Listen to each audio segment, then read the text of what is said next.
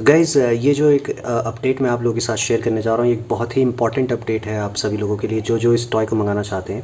ये टॉय भी मैंने कुछ दिनों पहले ही मंगाया था और इसका रिव्यू भी मैंने अभी कुछ ही दिनों पहले ही करा है, जिसकी वीडियो मैंने अपने चैनल पे डाली है। इस स्टंट कार को मैंने हार्डली 2 या 3 बारी ही चलाया होगा और उसके बाद से इसके अंदर मुझे प्रॉब्लम्स आनी शुरू हो गई हैं।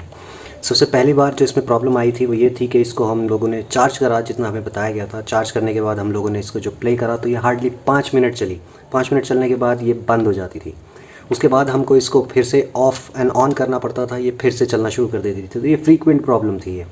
तो मैं इसको फिर रिपेयर कराने के लिए लेकर के गया। उस बंदे ने मेरे से पैसे भी लिए रिपेयर करने के और मुझे रिपेयर करके दी। उसके बाद ये कार ठीक चली, बट सडनली कल एकदम से ये चलते चलते बंद हो गई। बंद भी हो गई और इनफैक्ट ये ऐसे मुड़ करके खड़ी हो गई थी।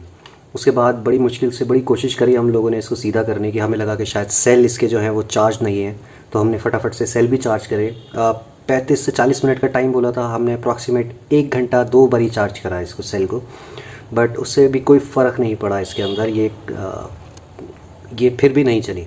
उसके बाद हम लोगों ने फिर से कुछ कोशिश करी, थोड़ा सा इसको हिलाया डुलाया और फिर उसके बाद जैसे ही हमने दोबारा से कोशिश करी चलने की तो ये चलने लगी, बट देन ये सिर्फ आगे और पीछे चल रही थी। इसका जो ये एलिवेटेड फंक्शन था कि ये मुड़ जाता है, ये ऊपर उठ जाती है, ना ही लेफ़्ट राइट चल रही थी। तो एक बारी मैं आपको बहुत जल्दी से इसका फंक्शन दिखा देता हूँ कि इसके अंदर प्रॉब्लम क्या आई है और अब ये कैसी चल रही है या नहीं चल रही है। तो ये सेल्स मैंने चार्ज कर रखे हैं ऑलरेडी। मैं फटाफट से इनको डालता हूँ। डालने के बाद में मैं बहुत जल्दी से इसकी कैप लगा देता हूँ। वैसे कैप लगाने की ज़रूरत नहीं है, बट फिर भी एक बारी मैं दिखा देता हूँ आपको। मैंने इसकी कैप फिक्स कर दी। अब ये ऑन है, ऑलरेडी ऑन है। मैं इसको एक बारी फिर से करता हूँ, क्योंकि पहले जब मैं इसको ऑन एंड ऑफ़ करा करता था तो ये हिलती थी। जैसे कि आप देख सकते हैं इसके अंदर कोई मूवमेंट नहीं है। रिमोट वगैरह, ये फॉरवर्ड और बैकवर्ड का बटन है। ये देखिए ये रुक गई एकदम चलते चलते। अब इसके सिर्फ अगले पहियों के अंदर कुछ मूवमेंट है और ये देखिए ये लेफ़्ट, ये राइट, ये बटन भी काम नहीं कर रहा है, यानी कि मुड़ नहीं रही है। और ये वाला बटन जो इसको एलिवेट करता था ये भी काम नहीं कर रहा है। इसका मतलब इसके अंदर कुछ ना कुछ प्रॉब्लम है। अब मैं इसको फिर से रिपेयर करने के लिए देकर के आऊँगा और देखते हैं कि इस बार रिपेयर करने वाला क्या कहता है।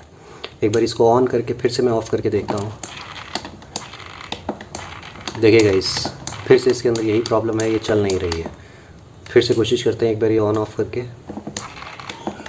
इसके साथ एक और बड़ी स्ट्रेंज चीज़ हुई थी। जब मैं इसको चला रहा था तो इसका एक व्हील, ये राइट वाला व्हील निकल करके बाहर गिर गया था, जो मुझे फिक्स करना पड़ा था। अब एक काम करके देखते हैं। जो पहले मैंने एक बार जुगाड़ करा था, इसको थोड़ा सा हिला के देखता हूँ, शायद ये चल जाए।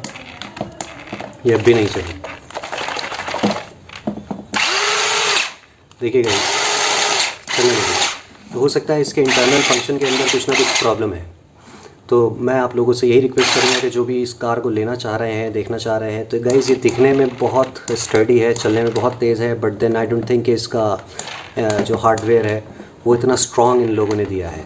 बहुत जल्दी ये कोलैप्स कर गई और कुछ ख़ास हम लोग इससे खेल भी नहीं पाए। हम लोगों को इसके साथ में वीडियोज़ बनानी थी, रिव्यूज़ करने थे और रेस वगैरह करनी थी, स्टंट करना था, जो कि सारे प्रोग्राम फेल होते हुए दिख रहे हैं। गॉड नोज़ अब रिपेयर वाला क्या बोलेगा और कैसे करके देगा और शायद करके भी दे पाएगा या नहीं। इसी के साथ मैं ये इस वीडियो को ख़त्म करता हूँ। हम आपसे अगली वीडियो में फिर मिलेंगे एक नए खिलौने के साथ में, उसका रिव्यू और अनबॉक्सिंग करते हुए। Bye bye.